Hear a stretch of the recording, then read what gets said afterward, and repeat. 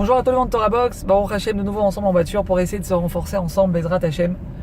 Alors c'est parti, essayons d'exploiter ces 2 minutes qui sont devant nous.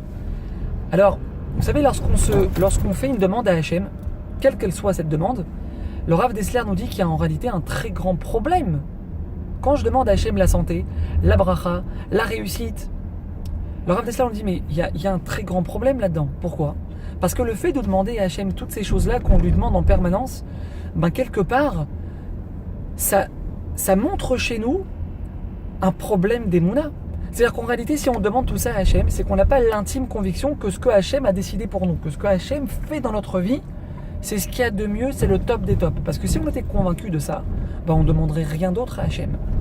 Donc en réalité, il nous dit, le Rav Dessler, il y a un grand problème dans la formulation même de la tfila, dans l'essence même de la tfila. Mais d'un autre côté, on voit qu'on a l'obligation de faire appel à Hashem pour tous nos besoins et de se tourner vers lui en permanence. Donc comment on s'arrange avec cette contradiction qui est apparente ici ?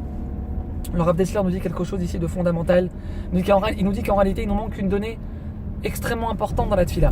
Et cette donnée, elle s'appelle la hitbatlut, l'annulation de sa propre volonté devant celle d'Hachem.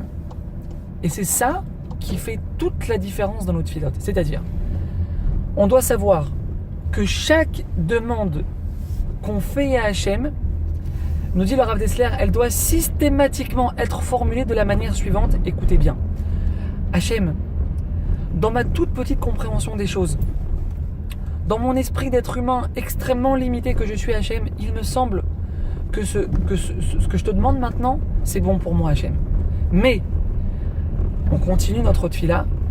Akadosh Baruch Hu, finalement, je vais accepter avec amour et avec confiance ce que tu auras décidé pour moi. Moi, je pense que ça c'est bon pour moi, mais finalement, Hachem, je te montre que je suis prêt à accepter ce que tu auras finalement décidé pour moi. Et nous dit le Rav Dessler que lorsqu'on formule la tfila de cette manière, Akadosh Baruch Hu, quand il voit qu'on est prêt à se soumettre devant ce qu'il a décidé pour nous, ça peut faire qu'Akadosh Baruch Hu peut finalement nous envoyer ce qu'on lui aura demandé initialement.